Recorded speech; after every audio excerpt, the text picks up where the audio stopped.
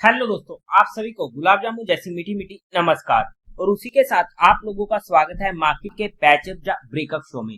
आज के दिन हम स्टडी करेंगे एक तो हमारी मार्केट को कैसी रह सके कल के दिन मार्केट की नियत, क्योंकि होने वाली है फिन निफ्टी की एक्सपायरी यानी ट्यूसडे का दिन, जहां पर हमें बोथ साइड के मोमेंटम देखने को मिल जाते हैं।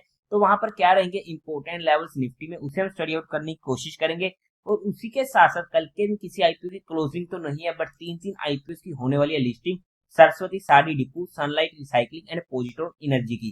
तो वहां पर क्या रहेगी लिस्टिंग स्ट्रेटेजी, उन पॉइंट्स को हम कवर आउट करने की कोशिश करेंगे।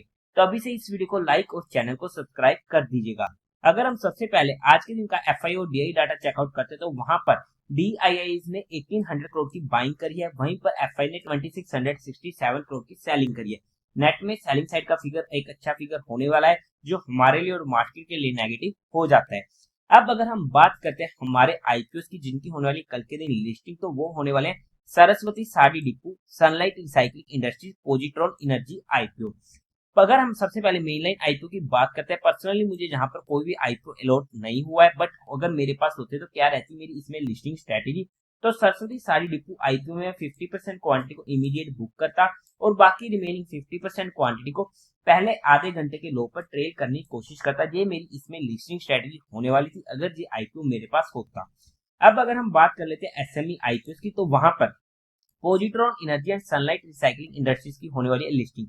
एसएमई आईपीओ में मेरा एक ही रूल होता है कि जैसे वो आईपीओ लिस्ट हो जाते हैं मैं वहां पर इमीडिएट उनको बुक करने की कोशिश करता हूँ। उसके बाद वो आईपीओ डबल हो रहे हैं, ट्रिपल हो रहे हैं या आधा हो रहा है, मुझे फर्क नहीं पड़ता। मेरा काम था लिस्टिंग लेना, मिला तब भी ठीक, नहीं मिला तब भी ठीक, मैं वहां पर एग्जिट हो जाता हूँ। क्योंकि जनरली हमें एसएमई आईपीओ में सर्किट देखने को मिल जाते हैं, अपर सर्किट या लोअर सर्किट। अपर सर्किट में बेशक हमें कोई दिक्कत नहीं होती और हमें मजा ही आता है, क्योंकि हमारा पैसा वहां पर प्रॉफिट इंक्रीज होता रहता है। बट वहीं पर जब लोअर सर्किट लग जाता है तब हमें दिक्कतें होनी शुरू हो जाती है, क्योंकि वहां पर एक तो हमारा प्रॉफिट कम होना शुरू हो जाता है और दूसरी बात की हमारा वहां पर एग्जिट नहीं हो पाता।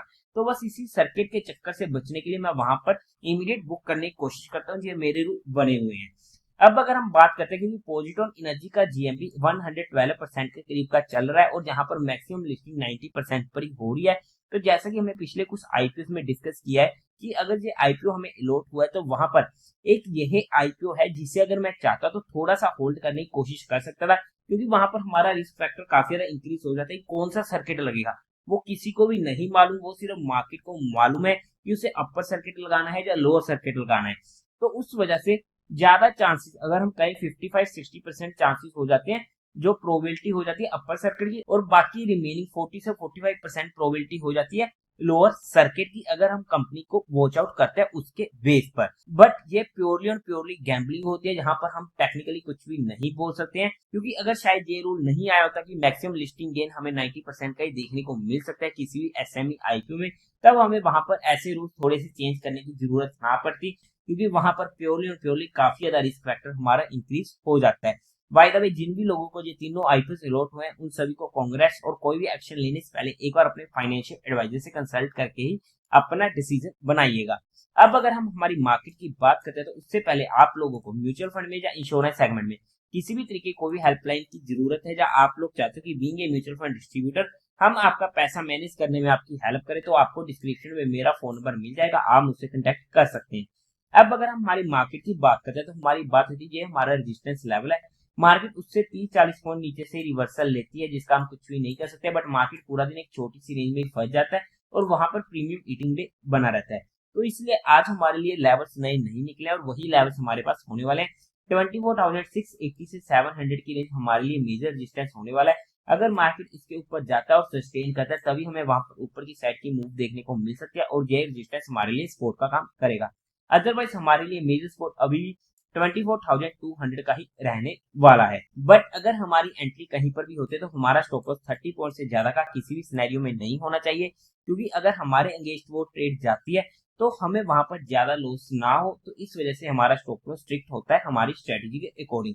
बाय द वे, मैं पर्सनली ऑप्शन बाइंग में काम नहीं करता हूँ, बट फिर भी हमने यहाँ पर सिर्फ चीजों को एजुकेशनल लर्निंग परस्पेक्टिव स्टडी करने की कोशिश करी है। फिर भी आप लोगों को कोई भी काम करना या कोई भी एक्शन लेना तो एक बार अपने फाइनेंशियल एडवाइजर से कंसल्ट करके कोई एक्शन लीजिएगा। तो देवी और सज्जनों, उम्मीद है आप लोगों को ये वीडियो अच्छी लगी होगी, तो इस वीडियो को लाइक कीजिएगा, शेयर कीजिएगा और साथ ही साथ चैनल को सब्सक्राइब करें। हर हर महादेव।